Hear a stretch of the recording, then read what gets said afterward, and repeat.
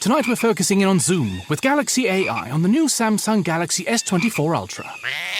Ah, a baby tiger. Check out his claws as he prepares to pounce on that frog. Close one, but not as close as this Zoom. We can literally count the whiskers and... Oh look, Mum's here. Good thing I'm nowhere nearby. Go wild with Galaxy AI on the new S24 Ultra and zoom in on the epic day or night. Get yours now at Samsung.com. Today on CityCast Philly, it's the Friday News Roundup. We're talking about the challengers vying for a disgraced Northeast Philly state rep's seat, a new school district program called Handle with Care, and PHS pop-up gardens are back. It's Friday, March 29th. I'm Laura Benshoff, filling in for Trinae Nuri, and here's what Philly's talking about.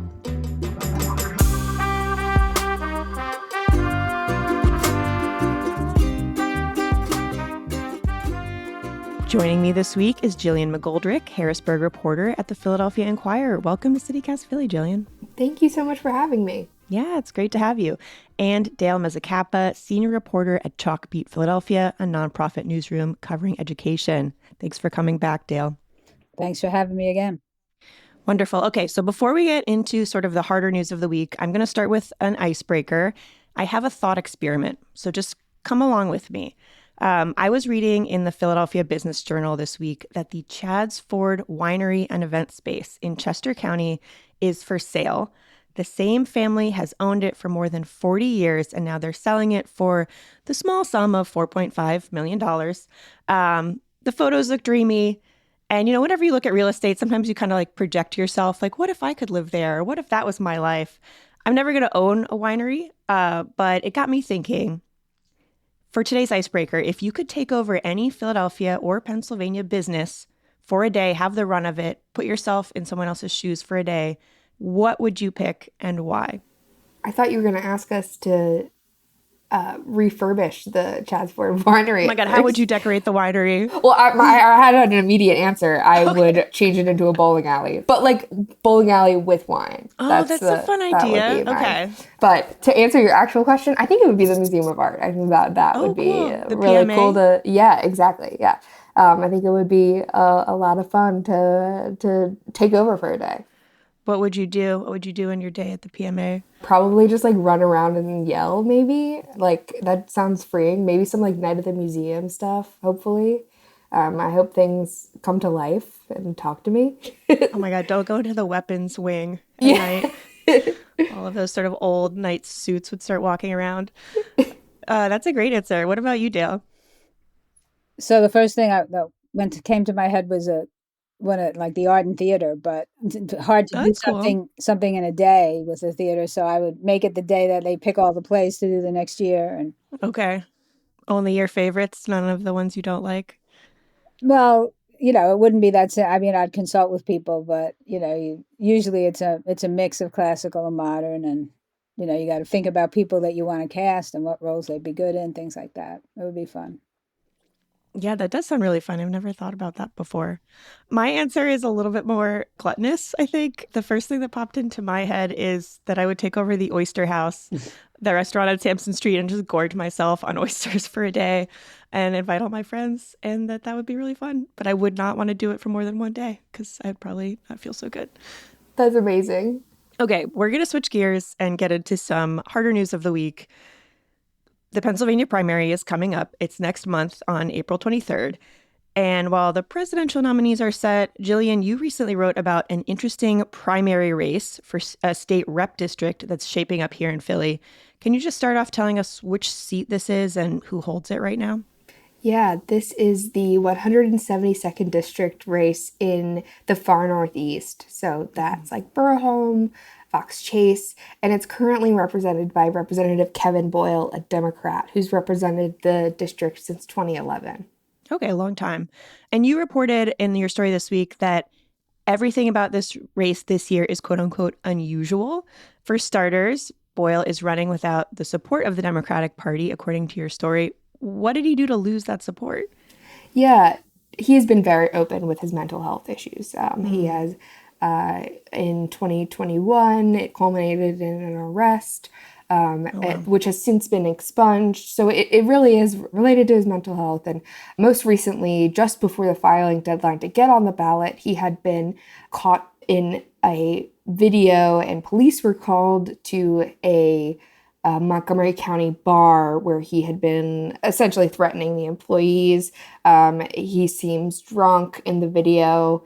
And so that sort of, I think that Democrats came to a conclusion that his mental health is still not stable for what they need, with the House being so close, and it's just a 1-seat majority for Democrats in the Pennsylvania House.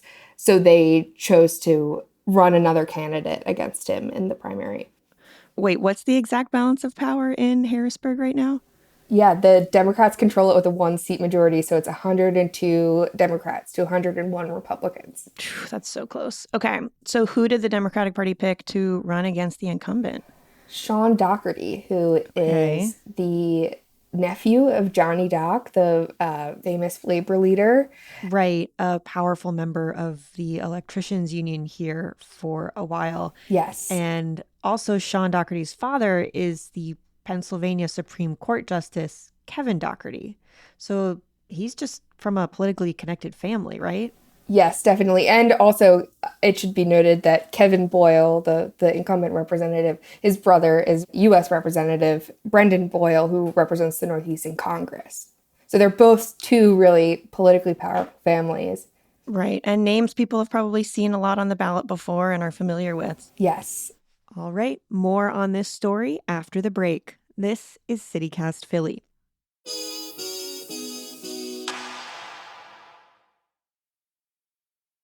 Okay, Jillian, we just talked about the Democratic candidates for this state rep seat, but I was also reading in your story that Republicans feel like they have a chance to maybe flip the seat and, based on the numbers you shared, flip the balance in the House. Who are they running? Yeah, they are running Azaz Gill, who is the endorsed candidate by the Philadelphia Republican Party. He used to work for former Commissioner Al Schmidt. And he also ran Councilmember Brian O'Neill's reelection campaign last year. Mm-hmm. And then also Patrick Gushu, who is a retired Army Ranger. He is just moved back to the Northeast after he spent 8 years in combat in Afghanistan. Okay. And now he's studying for his master's degree in public administration at Penn. Okay, interesting.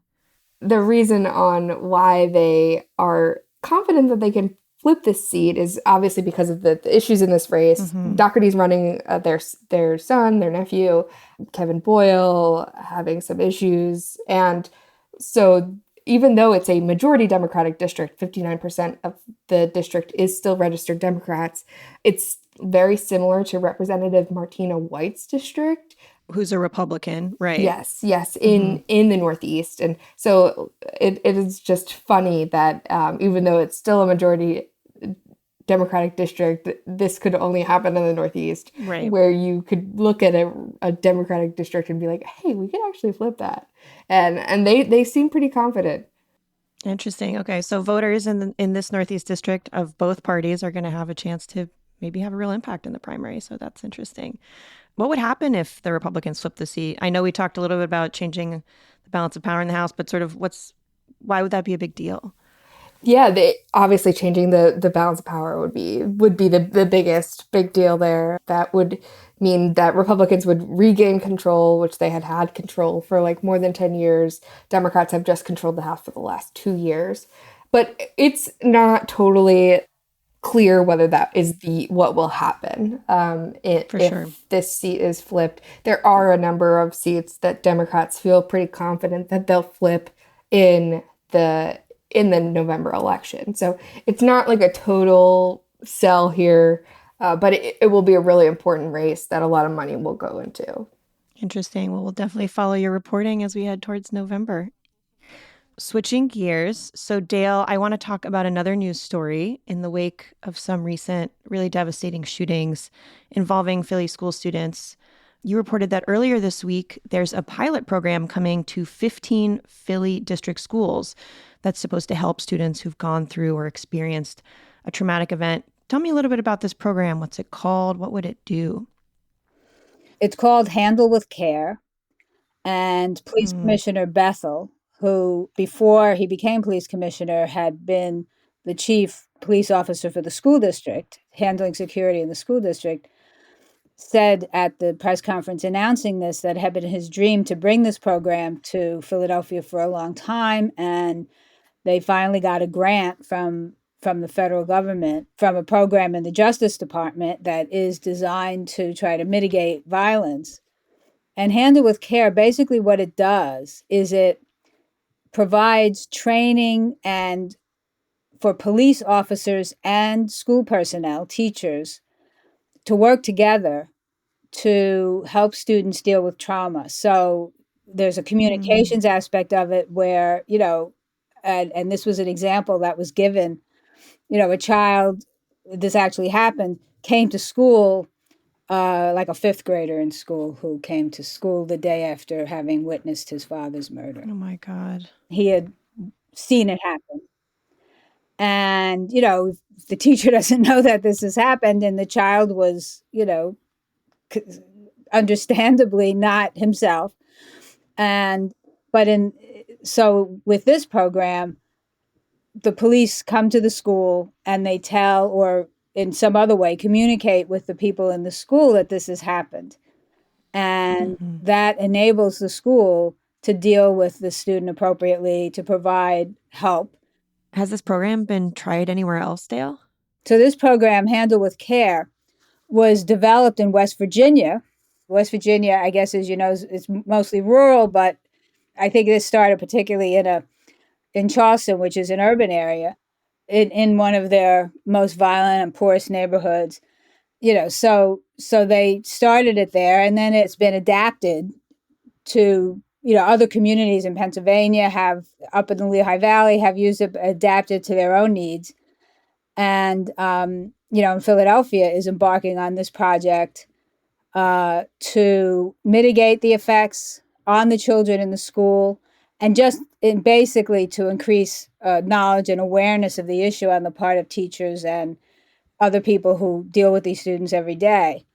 And there's more support, it sounds like. Yeah, it's basically, it's kind of thing where it's kind of logical that this should be happening, but, Right, I was going to say, it makes sense. Like the police were not already talking to the school district? Well, I'm sure they do. I'm sure, but there's not a formal process. So I'm sure there's some parts of the city and some precincts. This is in the 22nd district. This is where it's being piloted, 15 school. That's in North Philly.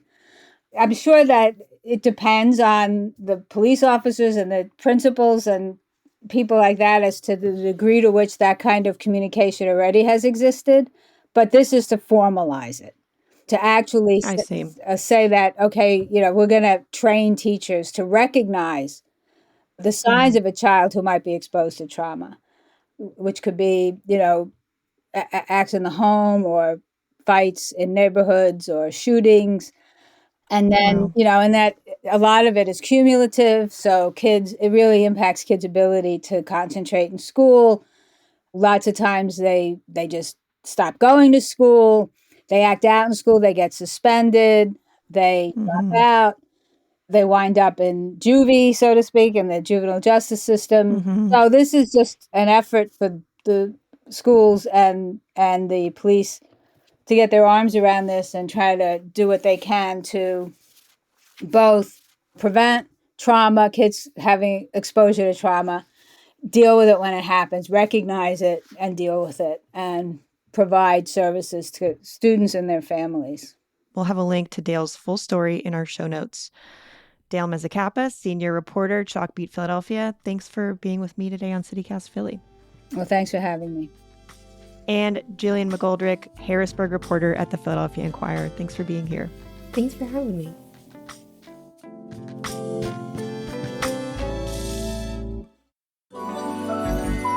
It's time for the tip of the week, where we share a life hack for living in Philly. Need somewhere to grab a drink in the sunshine this spring? The Philadelphia Horticultural Society pop-up gardens are reopening for the 2024 season today. According to Philly Voice, the 2 outdoor bar locations are back in Manayunk and on South Street.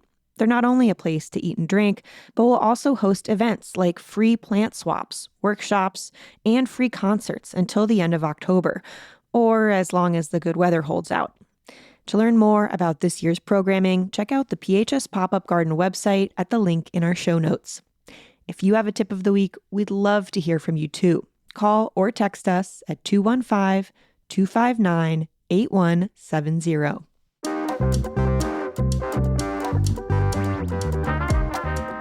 That's all for today here on CityCast Philly. Our executive producer is me, Laura Benshoff. Our producers are Abby Fritz and Elizabeth Kama. Our Hey Philly newsletter editor is Asha Prahar. And our host is Trinae Nari. Music is by Philly's own Interminable, with additional music from All the Kimonos and James Weldon. If you enjoyed the show, tell a friend, rate the show, leave us a review, and subscribe to our morning newsletter, Hey Philly. We'll be back Monday morning with more news from around the city. Have a great weekend and be safe. See you later.